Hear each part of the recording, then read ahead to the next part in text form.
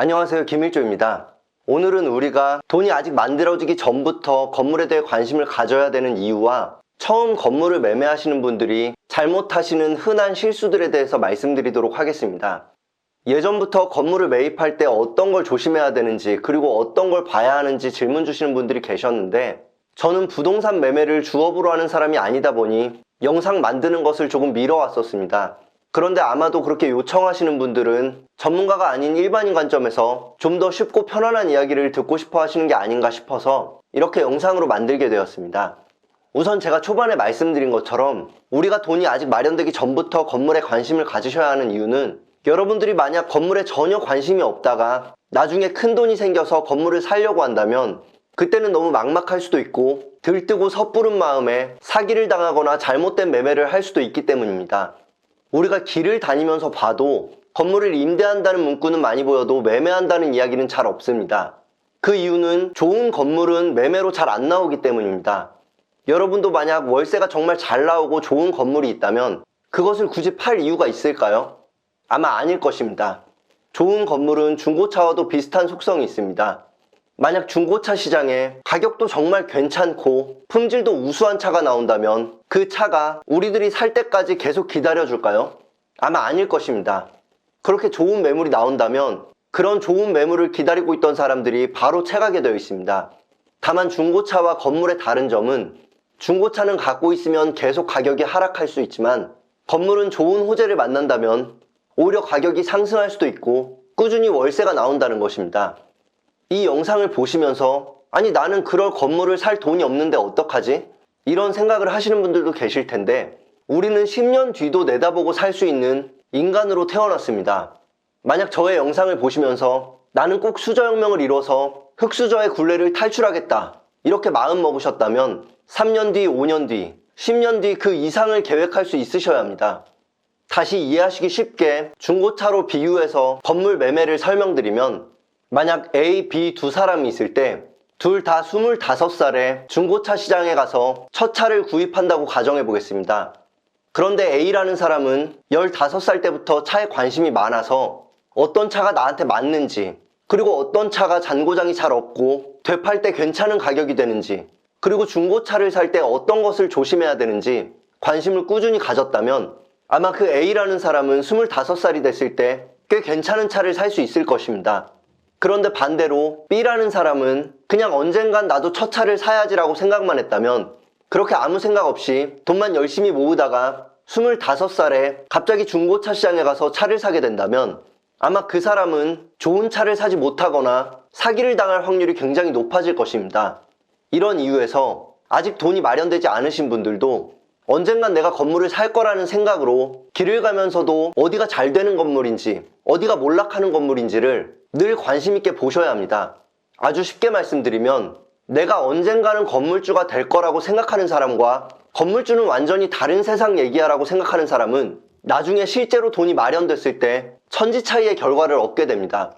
저는 이런 생각으로 돈이 마련되기 전부터 앞서 말씀드린 것처럼 건물을 굉장히 관심 있게 보고 늘 공부를 해왔었습니다. 그러다 돈이 마련됐을 때 제가 정말 원하던 건물을 발견하게 됐었고, 때마침 그 건물 주인이 건물을 팔게 됐었습니다.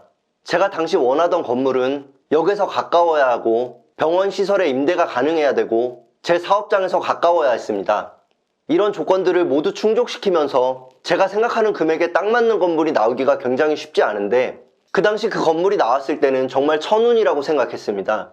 그런데 막상 이분들이 제게 건물을 팔고서 다른 건물을 사려고 했던 게 차질이 생겨서 저와 했던 계약을 파기하게 됐었습니다.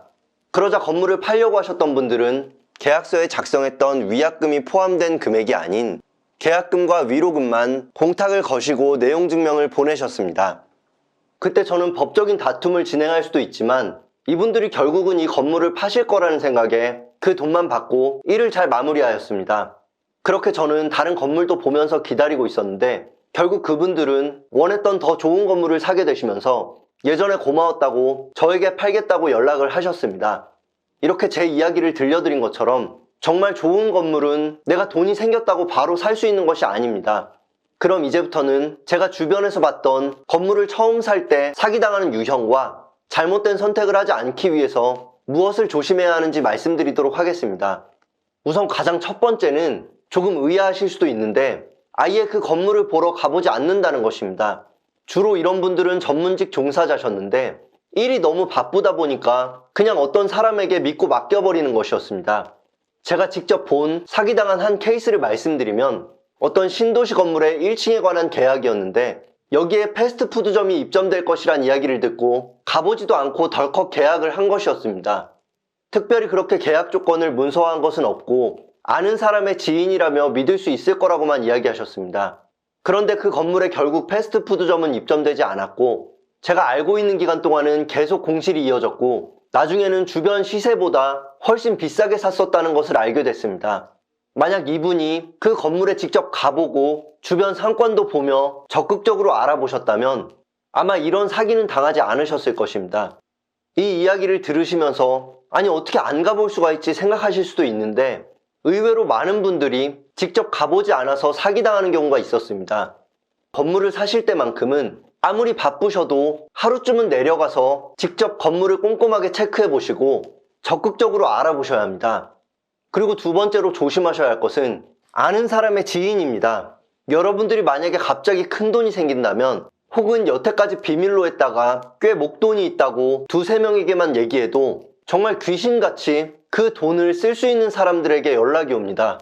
그런데 이럴 때 특히 조심하셔야 할 것은 내가 아는 사람의 지인으로 소개받는 사람입니다. 이 아는 사람의 지인은 나와 완전 남이라는 걸 아셔야 합니다.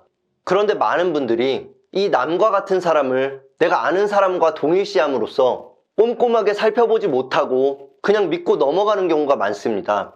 첫 번째 말씀드린 사기당한 케이스도 그런 유형이었던 것입니다. 그렇기 때문에 여러분들께서는 앞으로 큰 돈을 운용할 일이 있으실 때는 사람을 믿기보다는 나 자신과 서류를 믿으시길 바랍니다. 그리고 세 번째로 조심하셔야 할 것은 향후의 공실 가능성입니다. 예를 설명드리겠습니다. 제가 아는 분이 괜찮은 원룸 건물이 나왔는데 이걸 사는 건 어떨지 물어보신 적이 있는데 이야기를 들어보니 그림처럼 역에서는 조금 멀지만 공실이 거의 없는 건물이라고 했습니다. 그래서 스토리를 좀 더 구체적으로 이야기해달라고 말씀드리니 이 원룸 건물 주인이 이민을 가게 돼서 아깝지만 급하게 처분하고 간다는 것이었습니다. 그래서 제가 직접 가서 확인을 해보니 공실은 정말 거의 없었는데 이렇게 역 근처에 큰 공사를 하고 있었습니다. 그래서 이 공사가 무엇인지 알아보니 여기에 큰 오피스텔 건물이 들어서고 있는 것이었습니다. 만약 이러한 경우에 이 오피스텔 건물이 완성된다면 당연히 이 원룸 건물은 큰 공실이 날 수밖에 없는 것입니다. 그래서 저는 이분께 그런 공실의 위험성에 대해서 말씀드렸고 이분은 정말 고맙다며 그 건물을 사지 않을 수 있었습니다. 이처럼 여러분들께서는 건물을 보실 때 지금의 공실 여부도 보셔야겠지만 근처에 큰 건물이 들어올 가능성이 없는지를 보시며 미래에 공실이 날 수 있는지도 체크해 보셔야 합니다. 그리고 이런 악재가 있는 건물을 팔 때 건물주가 흔히 하는 거짓말 중 하나는 갑자기 집안 사정으로 인해 이민을 가게 돼서 급하게 헐값에 넘기고 간다는 것입니다. 그럼 여기서 여러분들께서는 부동산 중개인과 건물주가 짜고 거짓말을 한다면 어떻게 구분할 수 있는지 궁금해하실 수도 있는데 그런 자세한 내막을 알 수 있는 좋은 방법 중 하나는 그 주변에서 오랜 기간 장사해온 상인과 이야기하는 것입니다.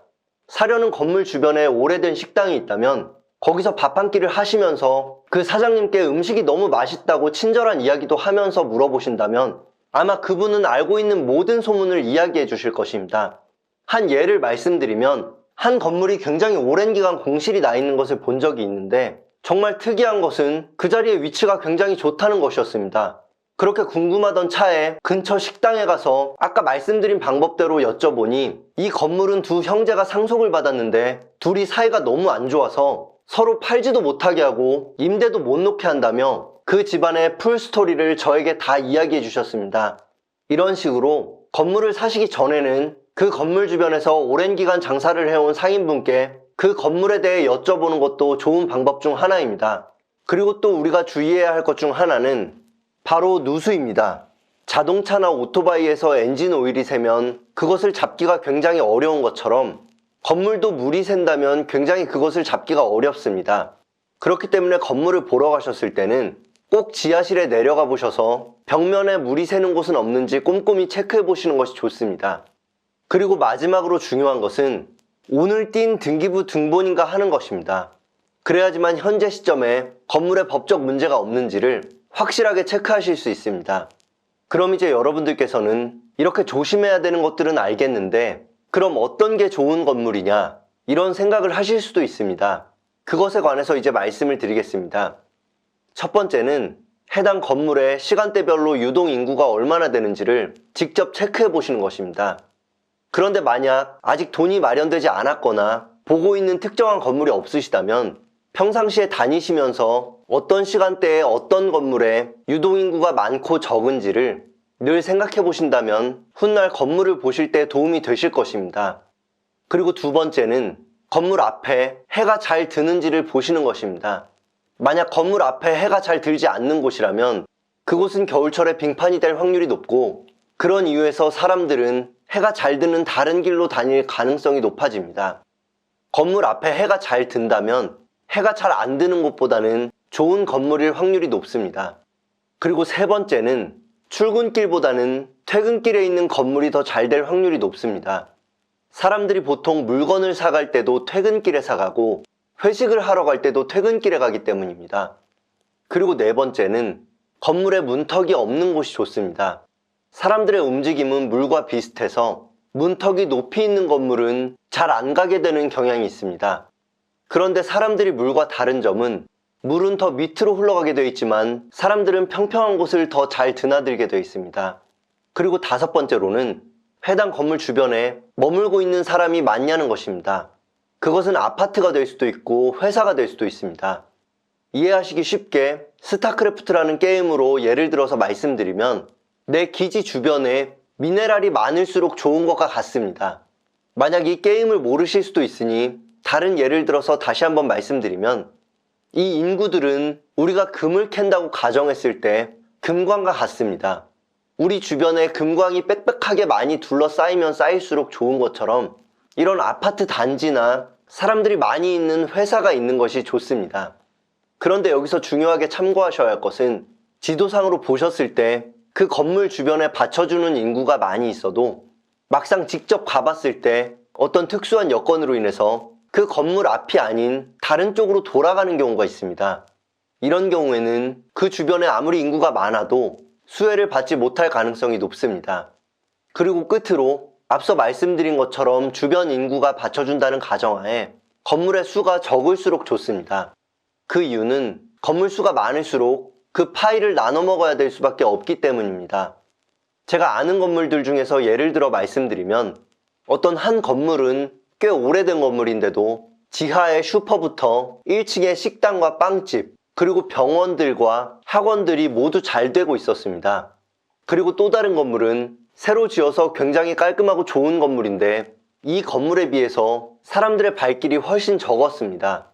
그 이유는 첫 번째 말씀드린 건물 주변에는 아파트촌이 가득 둘러싸여 있고 그 주변에 번듯한 건물이 하나도 없었습니다. 그런데 두 번째 건물은 주변에 받쳐주는 인구는 비슷한데 이런 비슷한 건물들이 여러 개가 있었습니다.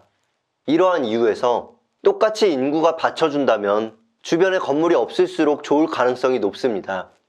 그리고 본질적으로 좋은 건물을 사는 방법에 관해서 말씀드리면 그 바로 전주인이 더 좋은 건물을 사면서 나가는 경우입니다.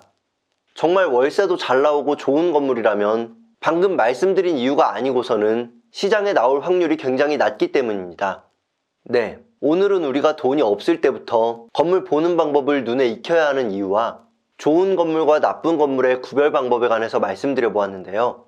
앞으로 여러분들께서도 길을 다니실 때 그냥 땅을 보고 다니시기보다는 나도 언젠간 좋은 건물의 주인이 되겠다는 마음으로 긍정적인 생각을 하시면서 매일 활기찬 하루 보내시길 바라겠습니다. 그럼 오늘 영상 도움이 되셨다면 좋아요와 구독 버튼으로 긍정의 피드백 부탁드리며 다음 영상에서 또 인사드리겠습니다. 감사합니다. 이메일은 답장을 드리기가 어렵지만 꼭 모든 메일을 읽어보고 구독자분들과 공유하며 조언 드릴 내용이 있다면 영상으로 응답드리겠습니다.